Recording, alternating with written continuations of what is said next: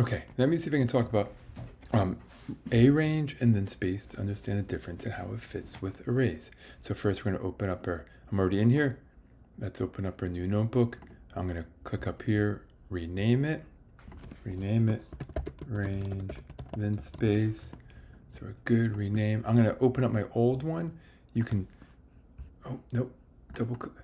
If you click and then shift click, you can highlight these two. Now right click, copy cells, go to our new one, then you can right click, paste cells below, and look, we have our name. We can update this, range and linspace. We have our libraries, I'm running it, delete the extra, delete, and we are ready to go. We're looking good. So first, we're going to do np.arange. This just gives you a range of numbers that we use for integers. It's start, stop, skip, right? So if you do this, it's going to, in this one, it always stops one before, right? So you could skip 2, right? You can go as well. And this is usually if you want to get integers, whole numbers, you want to count, use np.arange. And you could set this, your something equal to it, like x equals it, then you're going to have x as your array. Then if you just type x in a new one, it's stored in it, it's ready to go. If you want to make it clean, you'd go up here and you do print x. Run it and you're set. So that's arange. It's used for integers, used for counting. We'll use it for for loops. The next one is linspace. This is different. This is if you want numbers and you're going to do math with it. So this is, again, numpy np.linspace, right? And it's going to be start, stop, and then we're not going to put in the third one yet. That's how many you want, right? And this one's different. If you look at it, it starts at 0 and it goes to 1,000 because it's trying to give you all these numbers so you can do math on them. And then if you can do this next one, you have to say 5, it tells you how many you want, right? And again, then you could set your x equal to it.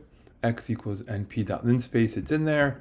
You can then print your x and you're set to go. And you don't have to, you could put another function in here. You say you want to do np.pi, you want to go to pi, right? So this will give you your numbers out to pi. So that's really handy. And then also what you can do is you could do more math. Say you want to do y equals, right? You want to do y equals x to the square root, right? So that's going to do that. You can print. I'm going to do this 2 separate prints, and this way it spreads them out, right? So you can do print x, print y, right? So it's really nice. You can set it, you can do your math, and you are in really good shape. If you wanted more numbers, you could do, say that instead of this, you want 1,000 numbers, right? You can see it will give you 1,000 numbers. So if you're trying to do smooth math, smooth lines, you have more of this. And you'll see that exact question come up in a later homework. Right, so I'm going back, np.pi, square root, we're in good shape. Now what we're going to do is we're going to try to make a plot. So I'm going to add a little markdown. I'm going to see if we can put a little thing. I'm going to do plot of x versus y. Right, there you go. It's a plot of x versus y. And then you can put a little bit more notes like x is from 0 to pi, y is square root of x, right? And if you wanted, since it's LaTeX, you could put the square root of x sign in there and you'd be good. But also the thing you could do is, we're calling these x and y, but you can call these anything. So so this you could do, why are you crazy, right? Or just make up the stupidest name you want. Put that print y, and it still works. So just to show you, we're gonna do this. We're gonna do plot of y, x versus y are you crazy? And then we're going to make our plots. We're going to do fig comma x equals plot.subplots. We're going to then do x.plot, x comma y. And there it is. But let's do one other thing. So what I would do is if you're doing this for real, you want to minimize your cells. So what I would do is I'd copy these, put them in here, right? And then make sure it works.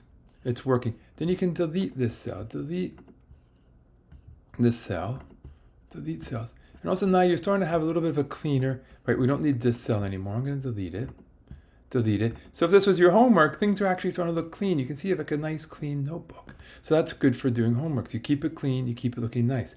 Another thing you could do here is you can now, since why are you crazy so this, you could set some of its values. So remember, you could do why are you crazy of 10, you could say equals -2, right? And it adds that value. But then you can also make it more fun. You could do 10 to 40 every other, make it -2, right? And you see you have this jagged as it's going back and forth between each of them. So I think now, hopefully you see a little bit of NumPy with arange and linspace and how we'll start to use them to make plots. Good luck.